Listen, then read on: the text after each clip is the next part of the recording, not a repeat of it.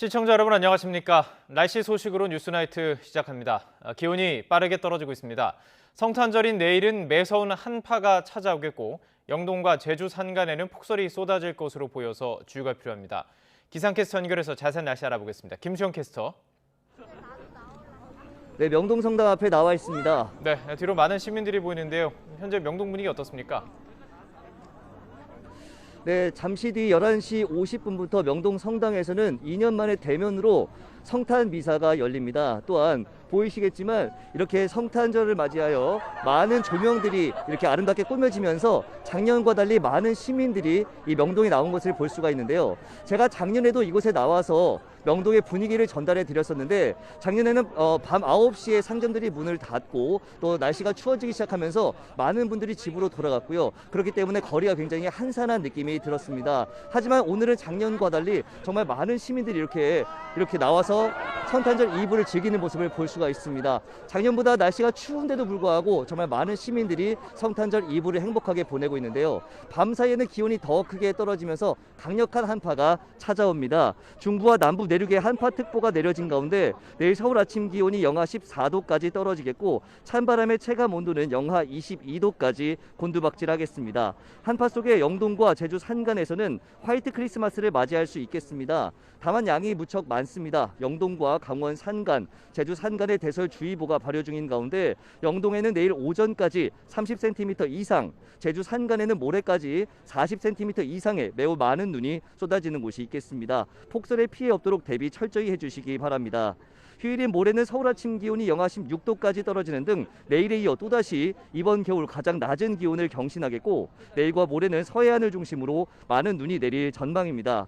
한파 속에 내린 눈이 얼어 빙판을 이루는 곳이 많겠습니다. 교통사고와 낙상사고에 각별히 유의해 주시기 바랍니다. 지금까지 YTN 김수현이었습니다. 크리스마스 이브지만 식당, 매장 영업 제한 시간인 밤 9시를 넘겨서 번화가는 불이 꺼지고 한산합니다. 상인들은 연말 대목을 놓쳤다며 시민들은 늦게까지 성탄 전야를 못 보냈다면서 아쉬워하고 있는데요. 서울 홍대거리에 취재기자 나가 있습니다. 정현우 기자. 네, 서울 홍대 거리에 나와 있습니다. 현장 분위기 어떻습니까? 네, 이곳은 밤 9시를 넘겨서 10시가 돼가고 있는데 이곳에 있는 주점과 식당에서 하나둘 불이 꺼지고 있는 상황입니다. 제 뒤편에 있었던 크리스마스 트리와 전광판 역시 한 번에 불이 꺼졌습니다. 밤 9시에는 가게에 있던 사람들이 한 번에 나와서 이곳 거리가 꽤나 붐볐는데 1시간쯤 뒤인 지금도 계속해서 귀가 행렬이 이어지고 있는 상황입니다. 시민들은 늦게까지 성탄 전야를 보낼 수 없어서 아쉽다는 반응들이었습니다. 이분 날인데 9시까지 영업 제한을 거니까 친구들이랑 밥도 못 먹고 카페도 못 가서 좀 그 부분이 좀 많이 아쉬운 것 같아요. 오늘 이곳 홍대거리는 코로나19 이전 이분 날보다 인파가 절반 가까이 줄어들었다는 게 주변 상인들 설명입니다. 방역수칙상 4명까지밖에 만날 수 없어 모임 자체가 많이 줄어든 것으로 보입니다. 식당 업주들은 특히 밤 9시 영업 제한으로 늦게까지 매장을 열어둘 수 없어 이번 연말에 큰 타격을 입었다며 분통을 터뜨리고 있습니다. 코로나19 전이라면 금요일인데다 크리스마스 이브까지 겹친 오늘 같은 날은 매출이 크게 느는 게 정상이지만 이제 큰 기대는 없었다고 말합니다. 특히 사람들이 2차로 찾는 주점에선 더 깊은 한숨이 나왔습니다. 코로나19 발생 전 성탄 전야엔 하루 300만 원 이상을 팔기도 했지만 오늘 매출은 30만 원도 안 나왔다고 하소연했습니다. 2차, 3차 음식점은 사실상 밤 9시부터 시작인데 9시에 장사를 못하게 해버리니까 저희는 아침에 장사를 할 수도 없고. 이처럼 방역수칙 때문에 매출에 큰 타격이 이어지자 일부 자영업자 단체는 집단 휴업에 돌입할지를 두고 찬반 투표를 진행하고 있습니다. 휴업 뒤엔 소등 시위부터 방역수칙 불복까지 예고하고 있는 만큼 거리 두기를 둘러싼 갈등은 한동안 계속될 것으로 보입니다. 지금까지 서울 홍대 거리에서 YTN 정현우입니다. 네, 코로나 확진자 상황도 짚어보겠습니다. 코로나19 신규 환자 이틀째 6천 명대로 내려놓았지만 위중증 환자가 문제입니다. 나흘째 1,000명을 웃돌면서 또 역대 최다를 기록했습니다. 정부는 거리 두기 조치의 연장 여부를 다음 주 상황을 지켜본 뒤에 결정하겠다고 밝혔습니다. 이동우 기자가 보도합니다. 코로나19 신규 확진자는 전날보다 600명 넘게 줄면서 이틀째 6,000명대를 기록했습니다. 일주일 전인 17일과 비교하면 1,000명 넘게 감소했습니다. 하지만 위중증 환자는 1,084명으로 또 역대 최다를 기록하며 나흘째 1,000명대입니다. 위중증 환자가 늘면서 중환자 병상 가동률은 전국 78.8%, 수도권 84.4%로 여전히 포화 상태가 계속되고 있습니다. 정부는 20일 넘게 중환자 병상에 있던 환자 210명에게 전원과 전실 명령을 내렸는데 98명은 일반 병실로 옮겼거나 옮길 예정이고 22명은 이미 숨졌습니다. 국민들께 밝혀드린 대로 하루 1만 명의 확진자를 감당할 수 있는 수준까지 병상을 계속해서 확보하고 회전율을 높여나가는 데 총력을 다하겠습니다. 당국은 한정된 병상과 의료 인력 상황에서 코로나 관련 병상을 확충하는 것이기 때문에 일반 환자의 진료가 지연되는 등 일부 피해가 예상된다며 양해를 구했습니다. 정부는 1,000명을 훌쩍 넘었던 하루 이상 병상 대기자 수가 이제 300명대로 감소하는 등 병상 병목 현상이 조금씩 개선되고 있다고 자평했습니다. 또 코로나19 유행이 정체 국면에 접어들었다며 거리두기 연장 여부는 상황을 더 지켜본 뒤에 다음 주에 결정하겠다는 입장입니다. 지금 이 자리에서 연장을 한다, 또 안 한다, 또 어떻게 된다에 대해서는 말씀드리기는 어려운 것 같습니다. 일주일간 상황을 보면서 다음 주에 논의를 통해서 결정하도록 하겠습니다. 정부는 사적 모임 인원을 4명으로 제한하는 등의 거리두기 강화 조치와 백신 3차 접종 확대가 효과를 발휘하기 시작했다며 방역수칙 준수와 백신 접종을 거듭 당부했습니다. YTN 이동호입니다. 한국외식업 중앙회 소속 자영업자가 거리두기 방침에 반발해 집단 휴업에 대해 찬반 투표를 했습니다. 85%가 집단 휴업에 찬성했습니다. 전국 110만여 개의 업소의 집단 휴업 여부가 다음 달 4일 최종 결정됩니다. 자영업자 단체 대표들은 정부의 현행 방역 조치에 불복하는 투쟁도 불사하겠다는 목소리를 높였습니다. 직접 들어보시죠. 휴업을 하는 것이 거의 아마 확실시 돼 가고 있다. 그리고 그러한 저항운동의 집단 행동이 통하지 않을 때는 이제는 불복선언을 하고 전국이 모든 영업장이 다시 우리가 영업을 24시간 재개하는 방법으로 전환하겠다 하는 각오로 지금 준비하고 있습니다.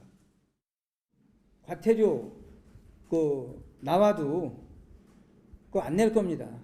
그리고 정부 정책에 우리가 불복하겠다 이거예요. 우리 자영업자들에게 너무 가혹한 시련을 정부에서 정책적으로 계속하고 있기 때문에 이거를 우리가 그대로 받아들일 수가 없습니다.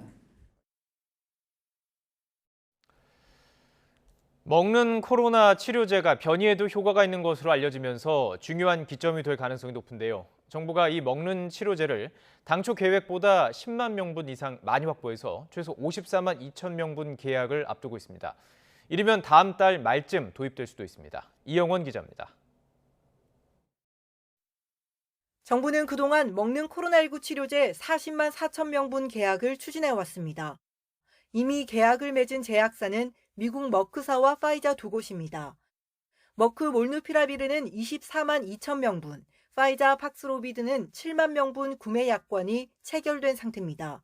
이후 코로나19 확산으로 방역 상황이 악화하자 추가 협상을 진행해 파이자 물량을 기존 7만 명분에서 30만 명분 이상으로 늘리기로 했습니다. 전체 구매 물량이 최소 54만 2천 명분으로 기존보다 10만 명분 넘게 늘어난 겁니다. 현재 막바지 협의 단계로 다음 주 식약처에서 긴급 사용을 승인하면 구체적인 물량과 도입 시기가 결정됩니다. 국내 유행 상황이 좋지 않은 만큼 도입 일정을 내년 2월에서 1월 말로 최대한 앞당긴다는 방침입니다. 우리 식약처의 긴급 사용 승인이 나오고 계약이 확정되는 즉시 국민 여러분들께 소상히 말씀드리겠습니다. 코로나19 먹는 치료제는 재택 환자와 고위험, 경증, 중등증 환자 치료에 활용됩니다.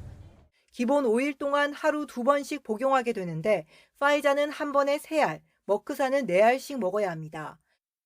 주사제가 아니라 간편히 먹기만 하면 되기 때문에 재택 환자 치료에도 쓸 수 있는 겁니다. 현재 의료기에 부담이 되는 자택 치료 중에 중증으로 진행되는 가능성을 막고 고령층에서의 치명률을 낮추는 데 크게 도움이 될 것으로 판단이 됩니다.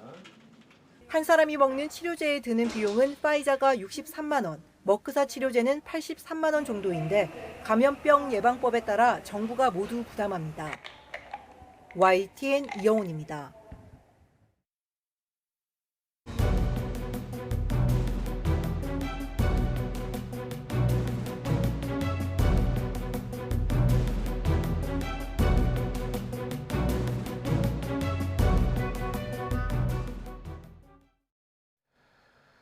국정농단 사건 등으로 5년 가까이 수감 중인 박근혜 전 대통령이 특별 사면을 받아 석방됩니다. 정부는 국민화합 차원이라고 배경을 설명했습니다.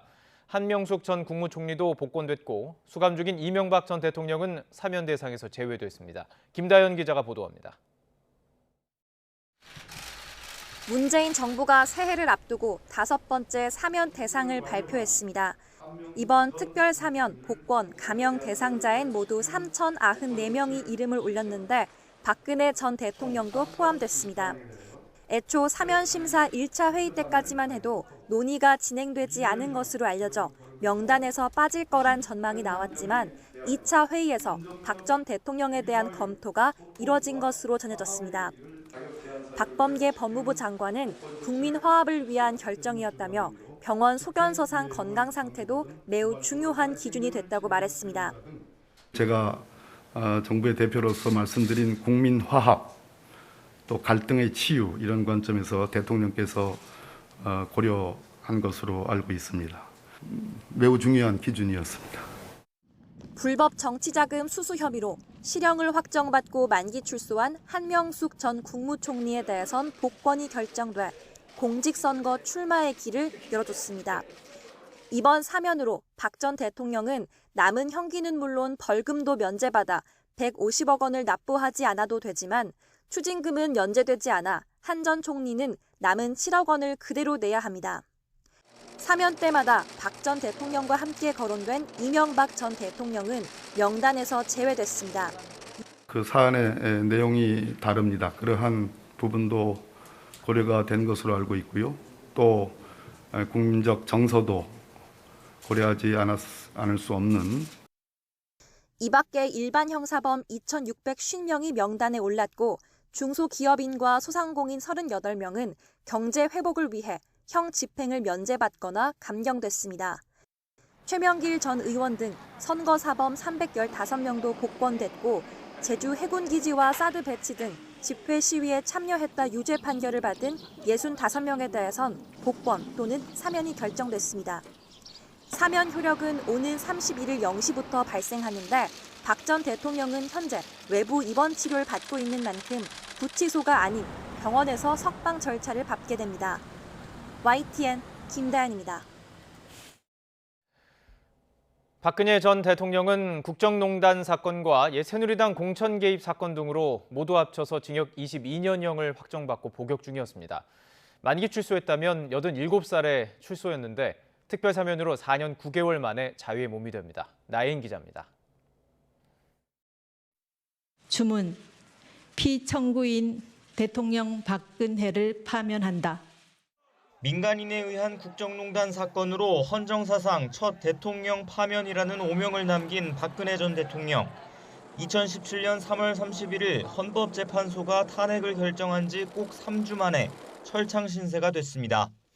비선 실세 최서원 씨와 함께 대통령 직권을 남용하고 삼성, 롯데 등 대기업에서 수백억 원대 뇌물을 끌어모은 혐의였습니다. 어떤 점에 송구하십니까? 왜그러면 인정하십니까? 재판에 넘겨진 박 전 대통령은 1심 때부터 법원 출석을 거부하며 사실상 아무런 대응을 하지 않았습니다. 재임 시절 국가정보원 특수활동비를 상납받은 혐의까지 포함해 항소심에서 징역 30년을 선고받았지만 대법원에서 잇따라 파기환송 판결을 내리면서 법정 공방은 이어졌습니다. 법리를 잘못 적용했다는 이유였는데 그 사이 옛 새누리당 공천 개입 사건으로 징역 2년을 선고한 항소심 판결은 아무도 상고하지 않아 그대로 확정됐습니다. 국정농단과 국정원 특수활동비 사건을 함께 심리한 파기환송심에선 강요와 직권남용 혐의 일부가 무죄로 뒤집혀 형량이 징역 20년으로 줄었습니다. 그리고 지난 1월 마침내 대법원은 제3고심에서 박 전 대통령에게 징역 20년과 벌금 180억 원, 추징금 35억 원의 처벌을 확정했습니다. 유죄가 확정된 범죄 사실은 최서원 씨 관련 직권남용 혐의와 삼성과 롯데에서 150억 원 넘는 뇌물을 받고 SK에 89억 원을 요구한 혐의 등입니다. 국정원 특수활동비와 관련해선 34억 5천만 원어치 국고손실죄와 2억 원 뇌물죄가 인정됐습니다. 박 전 대통령은 전두환, 노태우 씨와 이명박 전 대통령에 이어 네 번째 전직 대통령 기결수입니다. 예정대로라면 오는 2039년까지 복역해야 하지만 형기 5분의 1을 조금 넘긴 4년 9개월 만에 특별 사면으로 남은 형을 면제받게 됐습니다. YTN 나혜인입니다. 문재인 대통령은 통합과 포용이 절실한 때라며 사면 배경을 강조했습니다. 특히 박 전 대통령의 건강이 최근 악화한 점을 고려했다고 설명하고 여전히 사면을 반대하는 사람들에게도 이해를 구했습니다. 홍성기 기자가 보도합니다.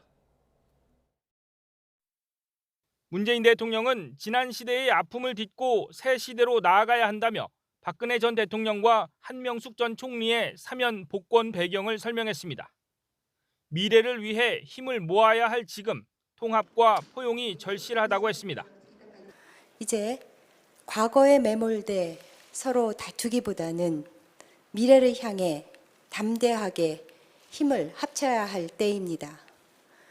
특히 우리 앞에 닥친 숱한 난제들을 생각하면 무엇보다 국민 통합과 겸허한 포용이 절실합니다. 특히 박 전 대통령 사면과 관련해서는 건강 상태가 많이 나빠진 점을 고려했다고 밝혔습니다. 실제로 문 대통령은 최근까지도 국민 공감대를 이유로 전직 대통령에 대한 사면에는 부정적인 입장을 유지해온 것으로 전해졌습니다. 과거의 잘못을 부정하고 또 재패 결과를 인정하지 않는 차원에서 사면을 요구하는 이런 움직임에 대해서는 국민들의 상식이 용납하지 않을 것이라 생각하고 저 역시 받아들이기가 어렵습니다. 그러나 박 전 대통령의 건강이 최근 악화하면서 사면 심사 막판에 전격적으로 추가한 것으로 보입니다. 청와대는 또 여당인 민주당 지도부나 이재명 대선 후보 측과의 교감서를 부인하며 전적으로 문 대통령의 결단임을 강조했습니다. 선거를 고려했다면 더 좋은 타이밍이 있었을 것이라며 대선과는 전혀 관련이 없다고 밝혔습니다.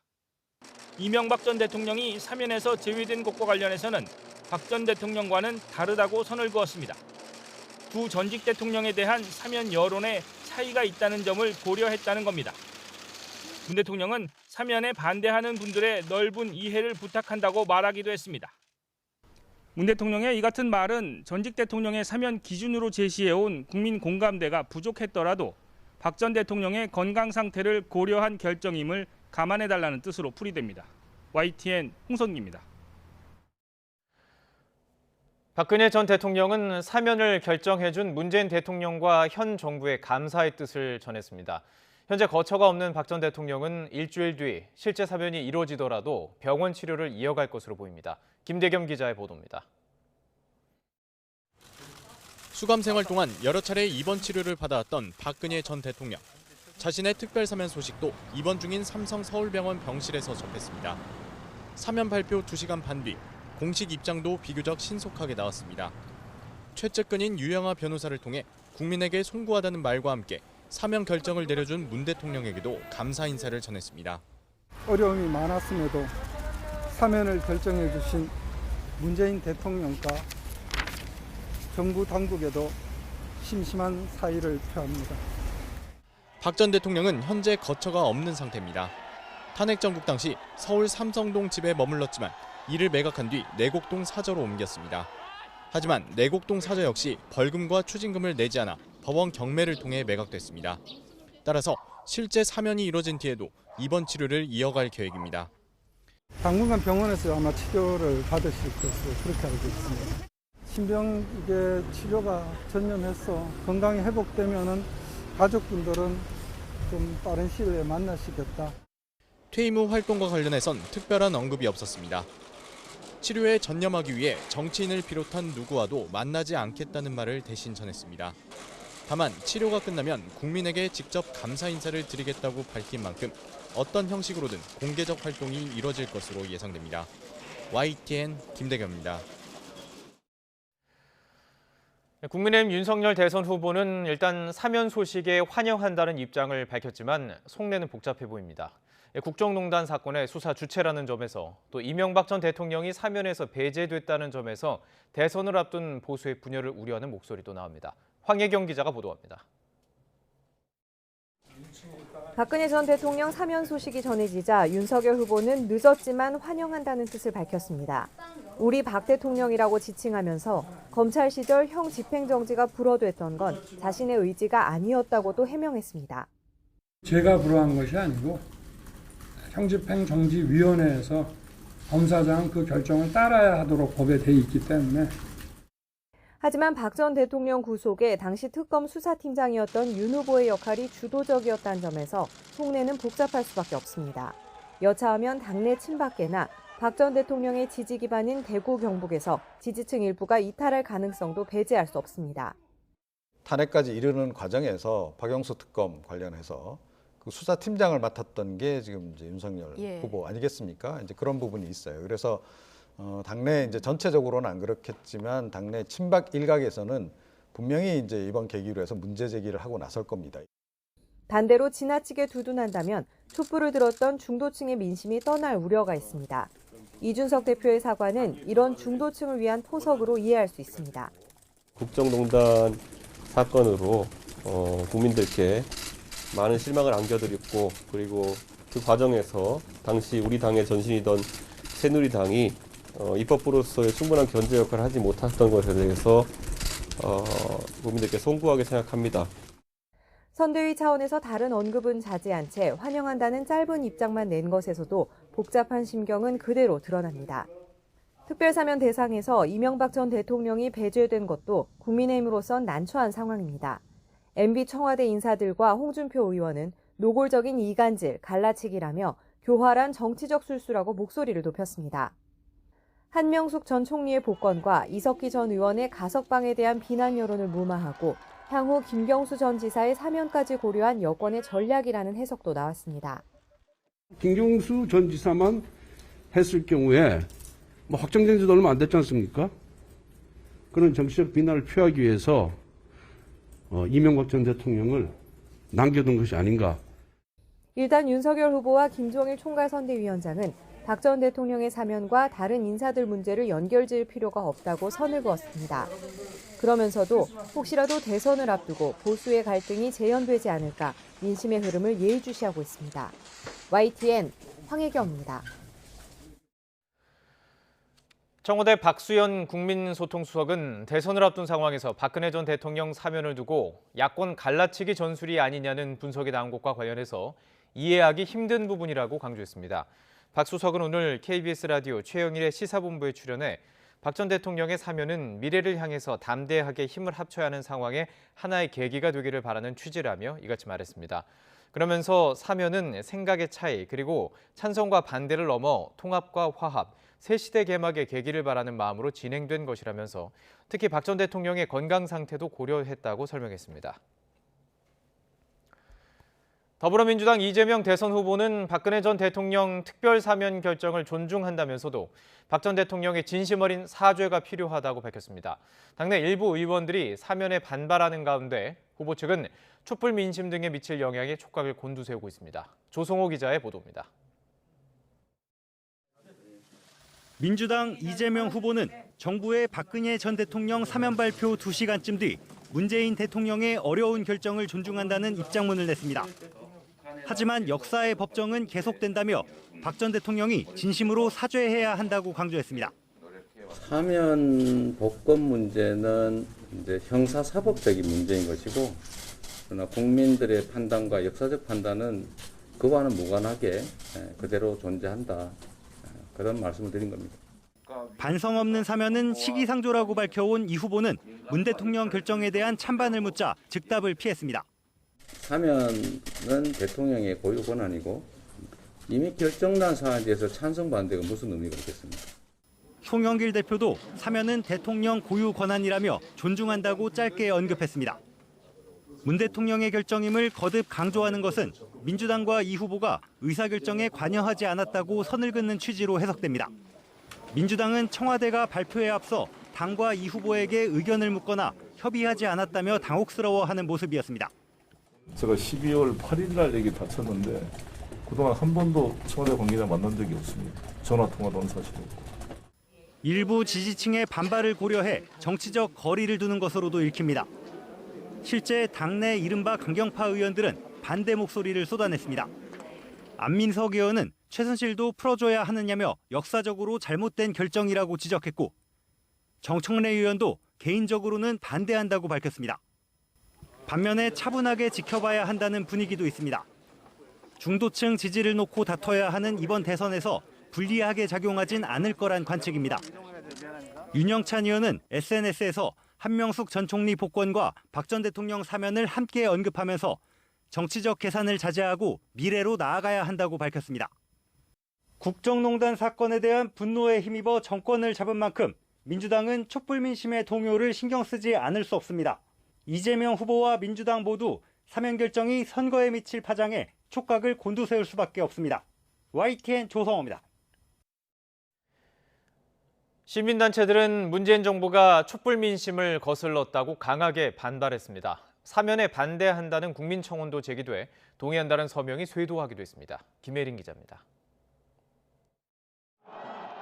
지난 2016년 10월 박근혜 퇴진을 외치며 시민들이 광화문 광장으로 모였습니다. 이듬해까지 이어진 촛불 집회는 누적 참가 인원 1,600만 명을 넘어서며 박근혜 전 대통령의 탄핵을 이끌었습니다.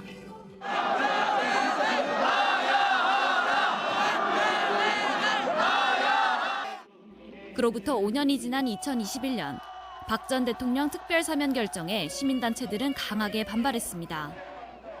촛불 정부를 자임한 현 정부가 민심을 배반했다는 겁니다.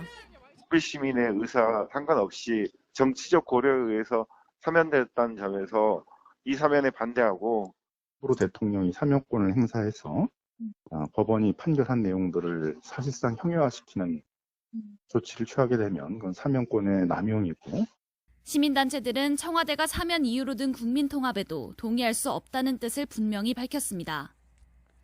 대선을 앞둔 정치적 사면에 통합이란 이유를 가져다 놓았을 뿐이란 비판이 이어졌습니다.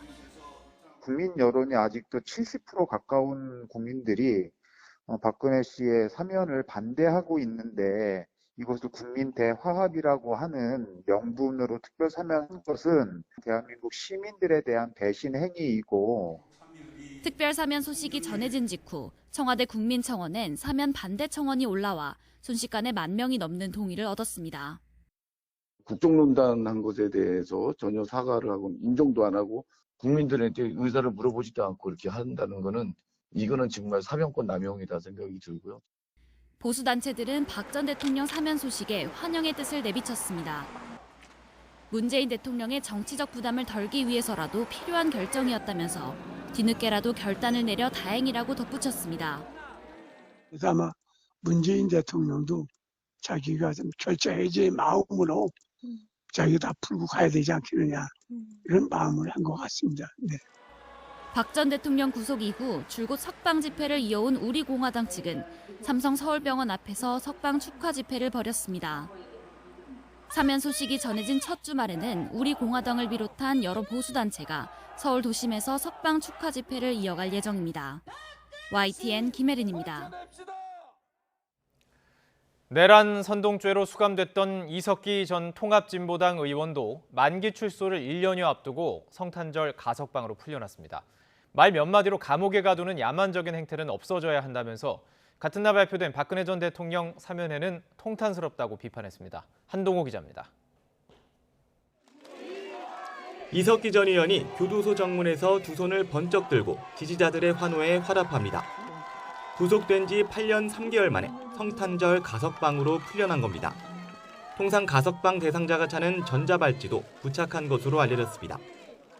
이 전 의원은 유죄 확정 판결을 받은 내란 선동에 대해 말 몇 마디로 감옥에 가두는 야만적 행태라고 비난했습니다.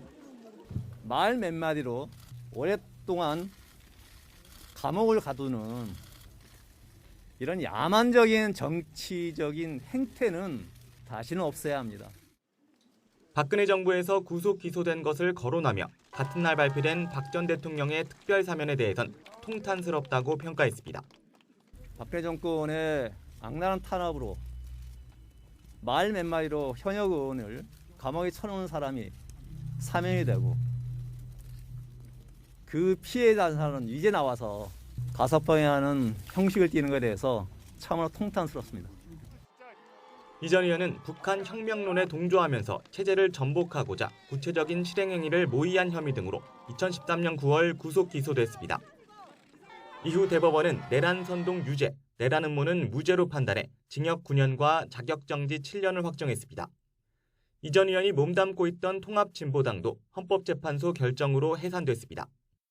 이 전 의원과 옛 통진당 국회의원들은 내란 선동과 국회의원 지위상실, 정당 해산 재판을 뒤집기 위해 잇따라 재심을 청구했지만 모두 기각됐습니다. 박근혜 정부 시절 법원행정처가 수건사업인 상고법원 입법을 위해 이 전 의원 판결 등을 협상카드로 활용한 정황도 드러났지만 법원은 내란 선동의 객관적 증거가 존재한다며 재심 청구를 기각했습니다. 구속부터 정당 해산, 재판 거래 의혹까지 이 전 의원과 박 전 대통령의 질기 낙연은 특사 발표와 가석방 날까지도 이어졌습니다. YTN 한동우입니다. 대선을 70여일 앞두고 여야 대선 후보들의 정책 경쟁에도 점점 속도가 붙고 있습니다. 민주당 이재명 후보는 선택적 모병제 도입을 골자로 한 국방 공약을, 국민의힘 윤석열 후보는 한부모 가정 지원 확대를 핵심으로 한 돌봄 공약을 각각 발표했습니다. 송재인 기자의 보도입니다. 민주당 이재명 대선 후보가 변화한 시대 흐름에 맞춰 우리 군체계를 혁신하겠다며 종합 국방 공약을 발표했습니다. 핵심은 선택적 모병제 도입입니다. 출생률 저하 등을 고려하면 모병제는 피할 수 없는 흐름인 만큼 징집병 규모를 줄이고 전문 영역을 중심으로 점진적으로 모병제를 적용하겠다는 겁니다. 임기 내에 징집병 규모를 15만 명으로 축소하겠습니다. 그 대신에 모병을 통해서 전투부사관 5만 명을 증원하고 행정, 군수, 교육 분야의 전문성을 가진 군무원 5만 명을 충원하겠습니다. 이 후보는 이렇게 되면 청년 일자리도 10만여 개 늘어날 거라고 내다봤습니다. 병사 월급도 오는 2027년까지 200만 원을 넘기겠다는 목표를 제시했는데 지지 취약층인 청년 남성을 공략하기 위한 행보로 풀이됩니다.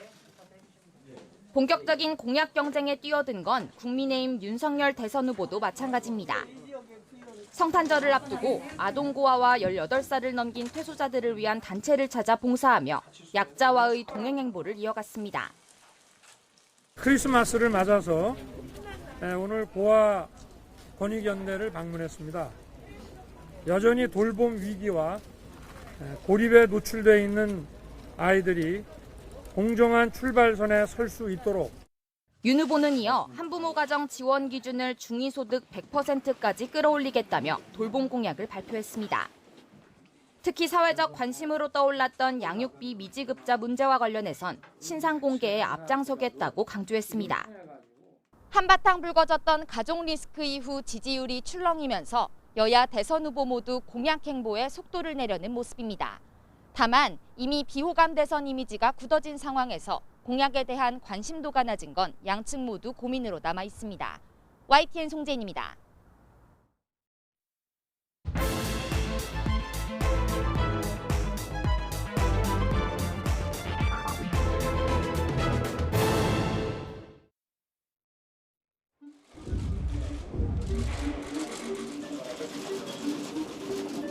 이제 과거에 매몰돼 서로 다투기보다는 미래를 향해 담대하게 힘을 합쳐야 할 때입니다.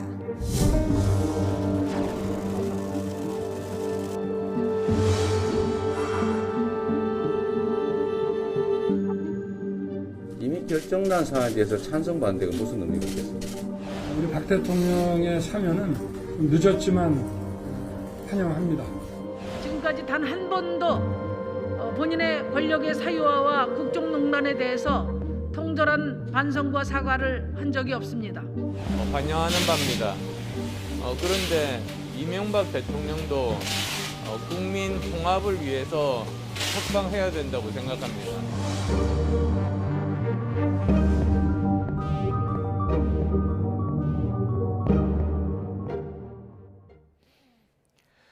대선 전국이 박근혜 전 대통령 사면으로 출렁인 하루였습니다. 문재인 대통령이 통합과 포용을 강조했지만 각 정치 진영에서는 내부 분열을 경계하는 분위기입니다. 여야와 대선 후보들의 반응과 속내 자세히 들여다보겠습니다. 나이트 포커스 오늘은 전예현 시사평론가 또 노정태 경제사회연구원 전문위원 모셨습니다. 안녕하십니까? 안녕하세요. 예. 전 교수님은 지난주에 처음으로 이제 YTN에 인사를 드렸고 노 의원님은 이번 주가 처음이시죠? 예, 그렇습니다. 예, 어떻습니까? 좀 이 자리에 서니까 긴장되시죠? 예, 알겠습니다. 저희가 좀 젊은 목소리 또 새로운 시각들을 듣고 싶어서 이렇게 또 새롭게 모시고 있는데 또 새로운 목소리지만 또 국민들의 목소리를 반영하는 그런 평론 기대하고 이야기를 나눠가도록 하겠습니다. 자, 오늘 박근혜 전 대통령의 사면에 대해서 짧게 좀 두 분께 소회를 먼저 여쭤보고 싶어요. 예.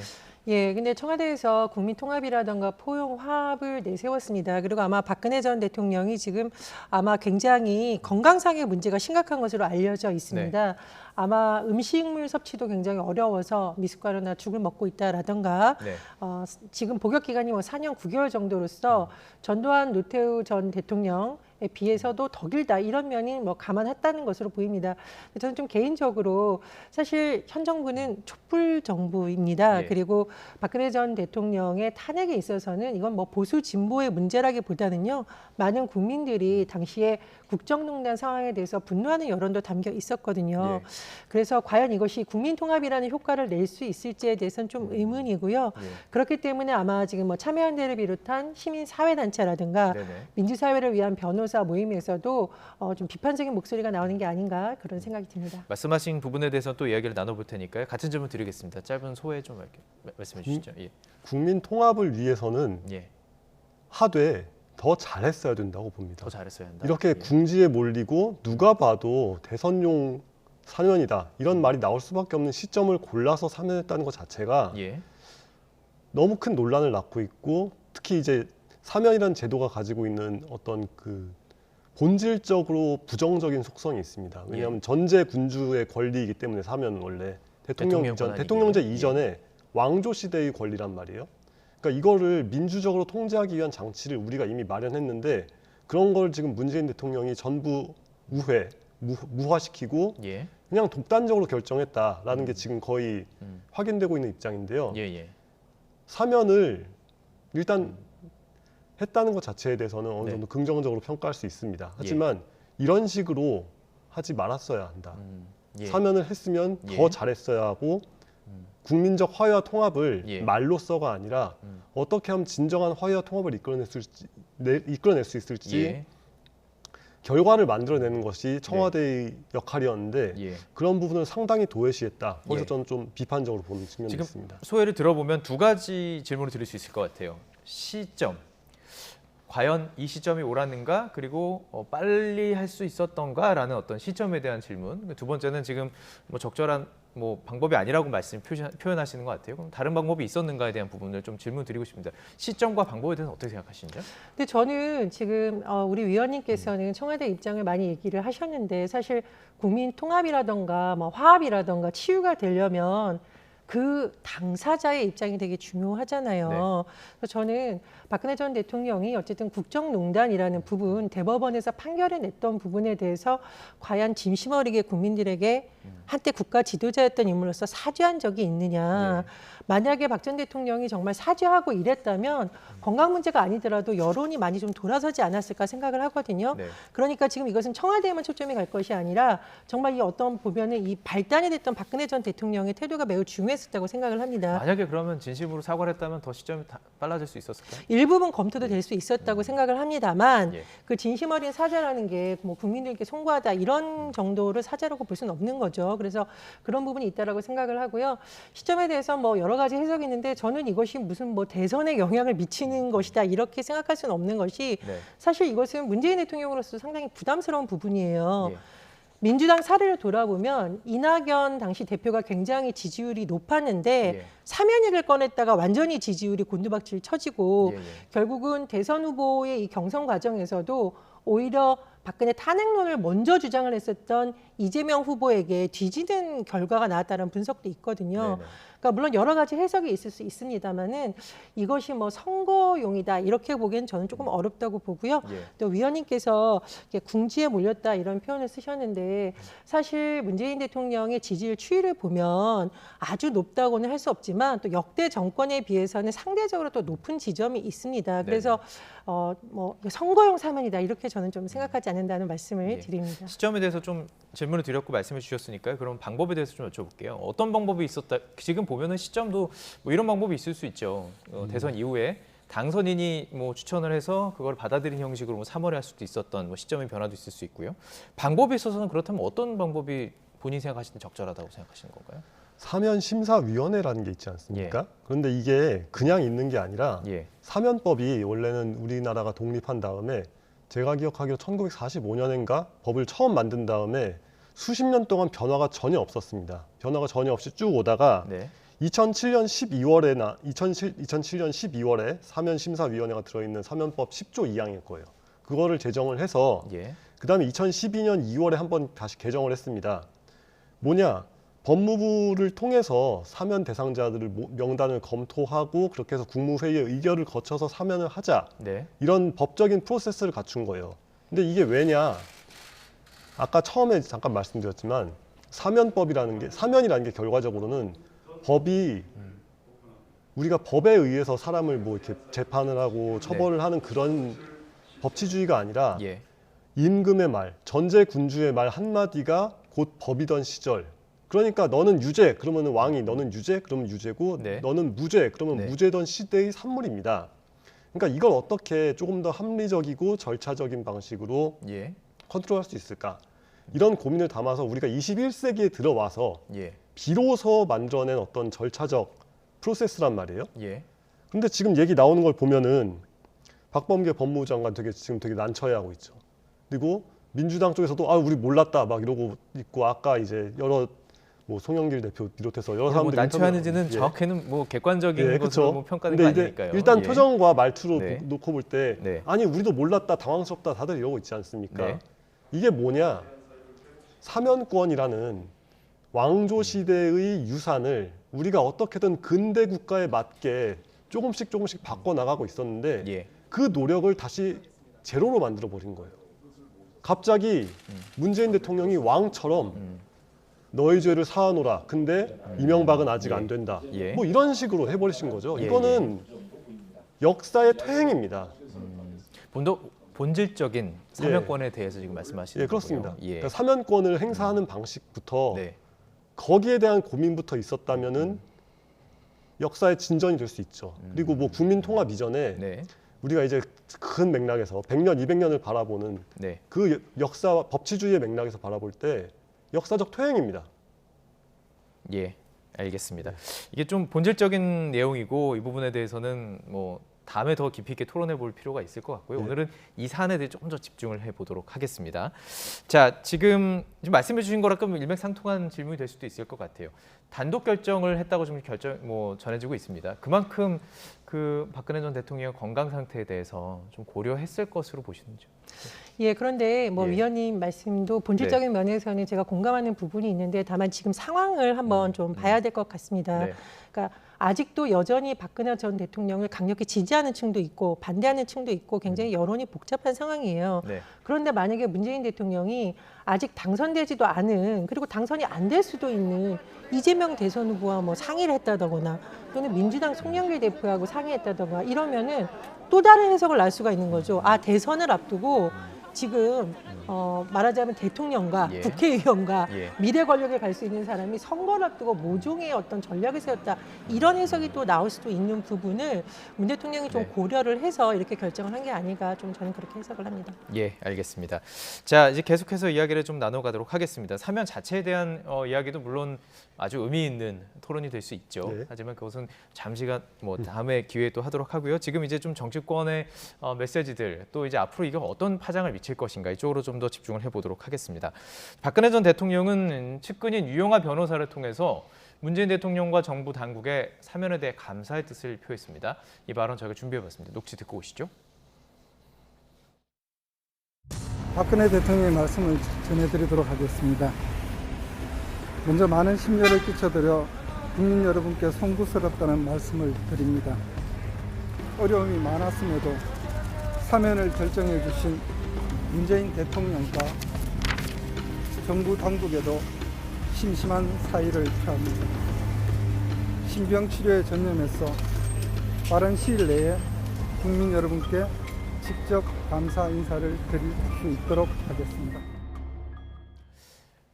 예, 저는 이 녹취 들으면서 이제 송구스럽다라는 표현이 일단 들어왔고요. 그리고 이제 대통령과 정부 당국의 사의, 개인적인 이제 그런 어떤 마음을 표한다라는 의미고 이후에 국민들께 감사 인사를 드린다 이렇게 얘기했어요. 어떻게 들으셨나요? 어느 단어들이 조금 귀에 들어오시던가요? 여기서 포인트는 직접 같습니다. 직접. 그러니까 다른 어떤 식으로 뭐 대리인을 쓰거나 뭐 하지 않고 네. 지금 이제 계속 입원해 있는 상태니까 건강이 회복되면은 직접 대중 앞에 나서겠다라는 의지를 표명한 거고 예. 예, 상당히 강력한 정치적 메시지라고 볼 수 있죠. 아, 그래요? 어떤 메시지일까요? 이게 이 뭐 출간을 앞두고 있는 책도 있고 그렇다는데 제가 이제 그런 거를 입수할 만큼의 정보력을 막 갖고 있지는 못하니까 네.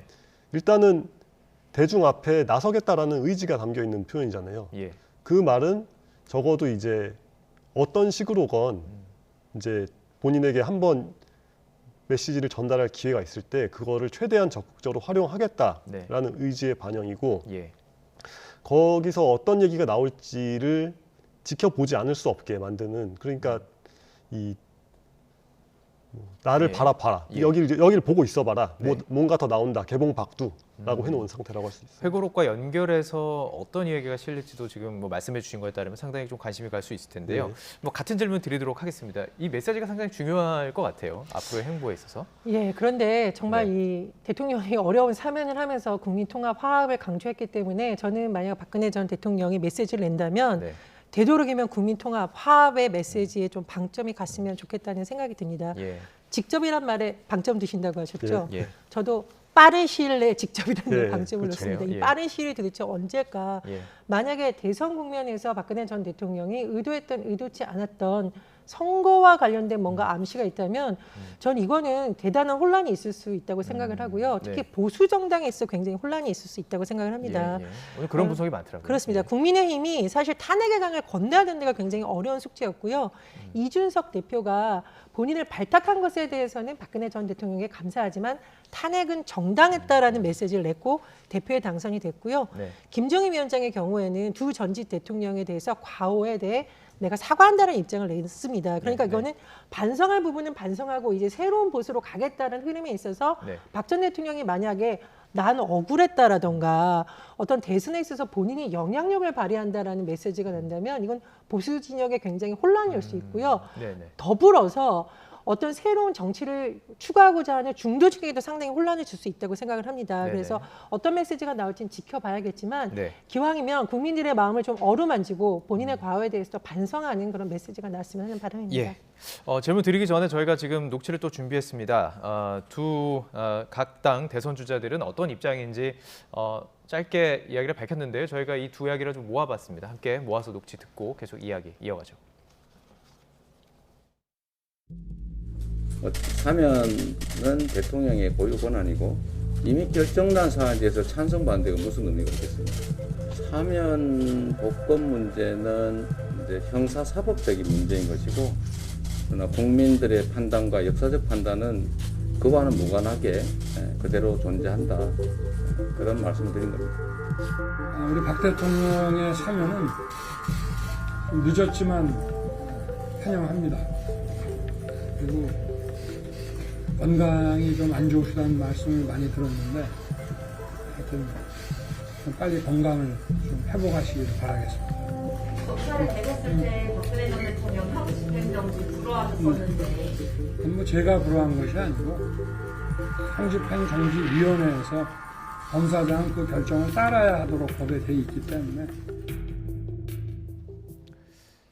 네, 각 당 주자들의 이야기도 들어봤고요. 조금 전에 이제 정 교수께서 말씀하신 것처럼 박근혜 전 대통령이 직접 나서서 어떤 메시지를 던지건 간에 보수 쪽에는 굉장히 좀 위험할 수 있다 이렇게 분석해 주셨어요. 동의하시는지 같은 질문 드리고 싶네요. 정말 모르는 일인데 그래도 그나마 보수 쪽 입장에서 다행이라면 다행인 것은 드러난 리스크는 리스크가 아니다라는 어떤 그런 유명한 말이 있지 않습니까? 뭐냐면은 어차피 이제 좀 이렇게 비판적인 입장에서 바라보면 청와대는 분명히 이 사면 카드를 언젠간 쓸 것이다. 그런데 그게 언제가 될 것이냐 이걸 놓고서 막 이렇게 긴장을 계속 하고 있는 상태보다는 일단 올 게 왔다.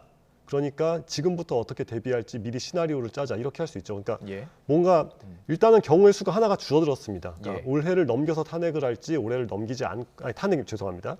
올해를 넘기지 않고 사면을 할지 뭐 이게 결정됐으니까 그러면 이제 연내로 사면을 했으니 이제 여기에 맞춰가지고 어떻게 할 것이냐. 그리고 아까 얘기한 것처럼 다룰 수 있다는 거죠. 어떤 메시지가 나올지를 미리 타진을 해볼 수 있고 그리고 건강 상태가 어떤지 등도 뭐 어떻게 좀 나름 이게 루트를 통해서 최대한 이제 짐작을 해서 뭐 다양한 경우의 수를 놓고서 이제 대응 방안을 찾아볼 수 있겠죠.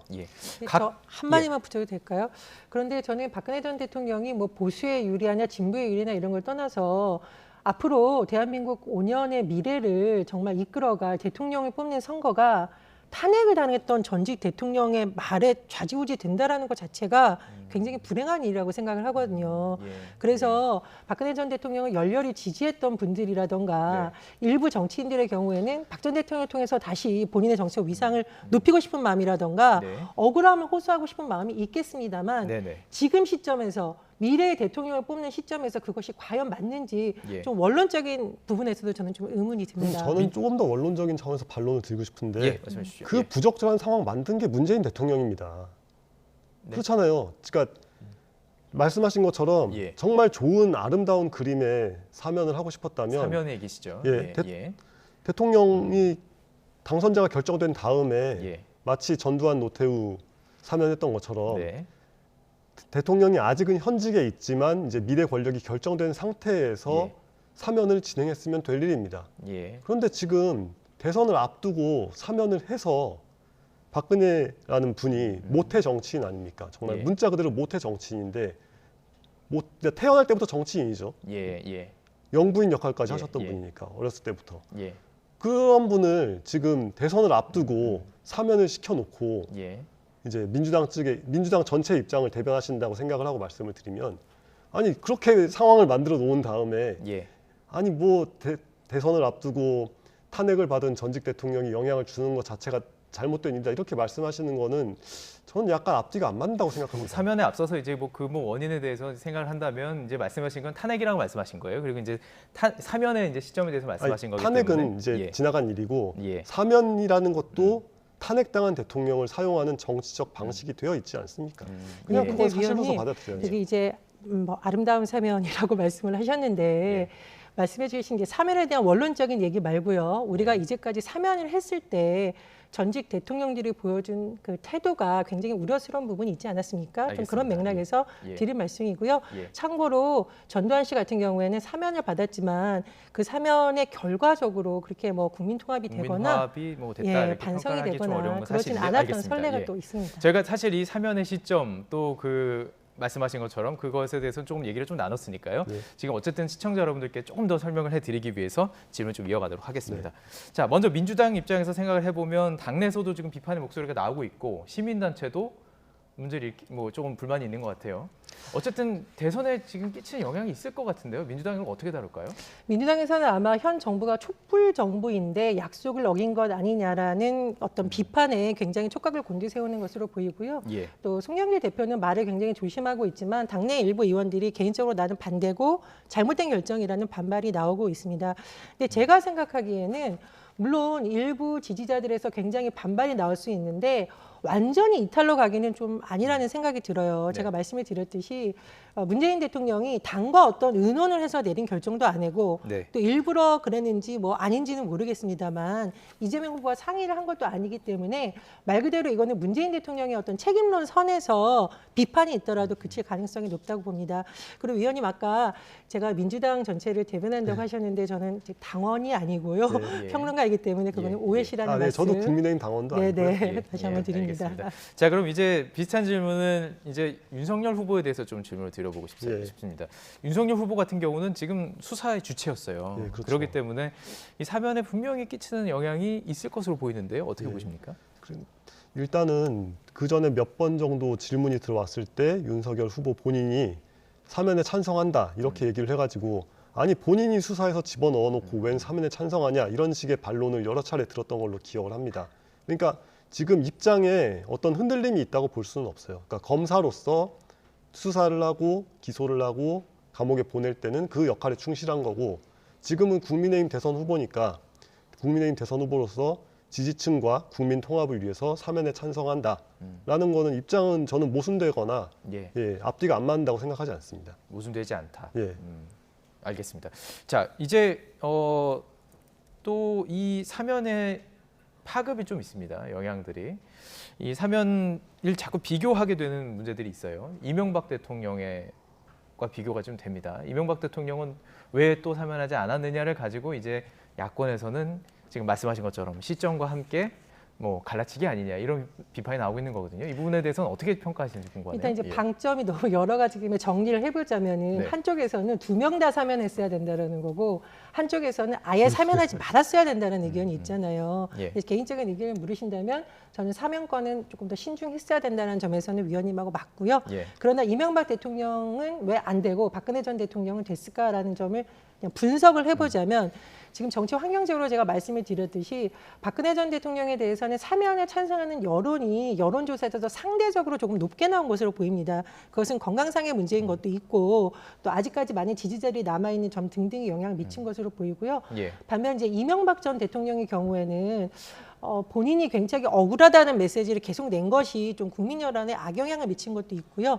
상대적으로 뭐 고령인 건 맞습니다만 지금 수감되어 있는 기간이 박근혜 전 대통령에 비해서 짧습니다. 그래서 그런 점 등이 고려된 것이 아닐까 그런 생각이 듭니다. 일단은 오해를 풀기 위해서 얘기하자면 저는 지금 되어 있는 사면 자체에 대해서 반대한다 이런 입장이 아니라 사면까지 진행되어 온 절차가 부적절했다 이 입장이고 이재명 후보랑 좀 비슷하게 얘기하자면 사면 자체는 대통령의 전속 권한이기 때문에 찬반을 얘기하는 건 그렇게 큰 의미는 없다고 생각을 하는 편입니다. 그런데 방금 말씀하실 때 굉장히 걸렸던 게 이명박은 왜 안 됐느냐, 이명박 전 대통령은 왜 사면이 안 되냐라고 할 때 여론조사를 보니까 그렇다.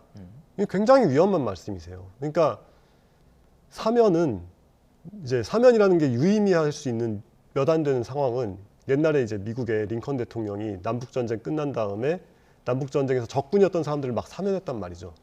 근데 그때 당연히 북부 사람들은 여론이 굉장히 안 좋았습니다. 그럼에도 불구하고 국민 통합을 위해 필요하다고 생각하면 대통령이 반대를 무릅쓰고 법적 절차도 때로는 어겨가면서 할 수 있는 게 사면권이란 말이에요. 그런데 박근혜는 지지자 많으니까 사면되고 이명박은 지지자 별로 없으니까 사면 안 된다? 이런 식으로는 우리가 과연 21세기에 걸맞는 법치국가가 될 수 있는지 약간 좀 미지수입니다. 그래서 이명박 전 대통령에 대해서는 사면해주지 않는 이것이 굉장히 좋지 않다. 국민화합이라는 그러니까 국민화합이라는 것에 대해서 조금 안 맞는다고 말씀하시는 거죠. 국민화합이라는 말을 앞에 하고 있지만 너무도 명백하게 그냥 야권 분열해라 라는 취지밖에 안 되는 것이다. 그렇기 때문에 그러니까 모두를 하는 게 아니라 누구는 되고 아닌 것이 국민화합이라는 어떤 그 목적에 안 맞다 이렇게 보시는 거군요. 고상한 용어는 아니지만 이제 갈라치기 뭐 이런 말 많이 하지 않습니까? 그러니까 지금 그 야권에서 얘기하는 갈라치기라는 것에 동의를 하시는 거고요. 심지어 사면마저도 갈라치기를 하는구나. 알겠습니다. 자, 뭐 화두가 나왔으니까요. 같은 질문 드려볼게요. 아니 근데 위원님의 말씀에서 제가 조금 헷갈리네요. 그러니까 사면권이라는 것 자체에 대해서 비판적이시고 이렇게 얘기를 하는데 또 한 명은 해주고 한 명은 안 해주고 얘기를 지금 조금 헷갈리는데 말씀을 드리자면 여론조사에 따라서 하자 이런 의미가 아닙니다. 우리가 국민 통합이 되려면 국민들도 이 사면에 대해서 어느 정도는 좀 납득이 돼야 되는 거잖아요. 그런 부분에 있어서의 여론의 향방을 고려하지 않았을 수 없을 것 같다라는 말씀을 드리는 거고요. 그리고 두 번째로 말씀을 드렸듯이 저는 사실 박근혜 전 대통령의 사면에 대해서도 개인적으로는 좀 답답하고 약간 반대하는 입장입니다. 그러나 아마 이런 배경이 있지 않았을까라는 말씀을 드리는 거고요. 그리고 마지막으로 어쨌든 두 전직 대통령이 지금 수감되어 있는 것은 정치인들이 판단을 내린 것은 아니잖아요. 대법원에서 여러 가지 뇌물 혐의라든가 이런 것이 밝혀진 것이기 때문에 그 부분에 있어서 국민들이 어느 정도 사면까지 했을 때 납득이 되려면 정말 반성 어린 사과가 있어야 되는데 그렇지 않았다는 점을 좀 제가 다시 한번 말씀을 드린다는 거 강조드리고 싶습니다. 예, 알겠습니다. 그리고 한 가지 더 질문을 드리면요. 한명숙 전 국무총리도 복권이 됐습니다. 이 부분은 어떻게 보시는지요? 부적절하죠.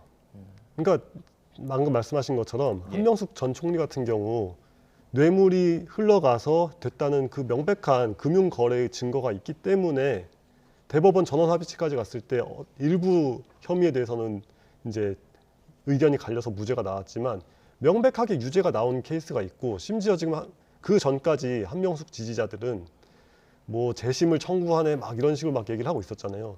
그렇게 당당하면 사면을 거부하고 물론 불가능합니다만 사면을 거부하고 재심을 청구를 하든가 이게 아니라 복권하겠다. 이거는 이제 지금 이제 일각에서 정치권 일각에서 많이 얘기하고 있다시피 그냥 너희들의 잘못과 우리들의 잘못을 이렇게 퉁쳐서 딜해서 그냥 다시 한명숙을 복권시켜가지고 친노의 재건도 꾀해보고 싶다. 뭐 이런 쪽의 취지로밖에 안 보이지 않느냐. 근데 이것도 국민 화합이냐.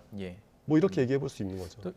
또 다른 그 입장에 있어서는 검찰 수사 과정에 대해서 좀 의문을 제기하는 부분이 있잖아요. 이것 때문에 또 이것에 대해서 또 위원님 같은 의견도 있을 수 있다고 생각을 합니다. 그런데 이제 한명숙 전 총리 같은 경우에는 이른바 위증교사 논란이 지금 제기가 되고 있잖아요. 그러니까 대법원 판결을 물론 존중을 해야겠습니다만 이 수사 과정에서 뭔가 위증을 하도록 검찰이 개입한 것 아니냐라는 부분들이 또 제기가 되기도 했었고 그런 부분이 추가로 나왔기 때문에 그런 것이 고려됐다라고 보고요.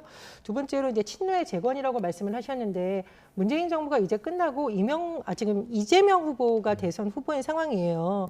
그래서 한명숙 전 총리가 복권된 것이 무슨 친노를 재건하거나 선거에 큰 도움이 될 수 있을까 싶습니다. 현실적으로. 그리고 본인이 지금 나온 입장을 보면은 아니, 내가 뭐 나이가 이렇게 되는데 뭔 정치를 하느냐라고 좀 조심스러운 입장을 밝힌 것이 있습니다. 그래서 비판적인 이견이 있을 수는 있지만 이것이 정치적으로 뭐 큰 효과가 있거나 파장을 불러오거나 하는 부분은 현실적으로 제한적이라고 봅니다.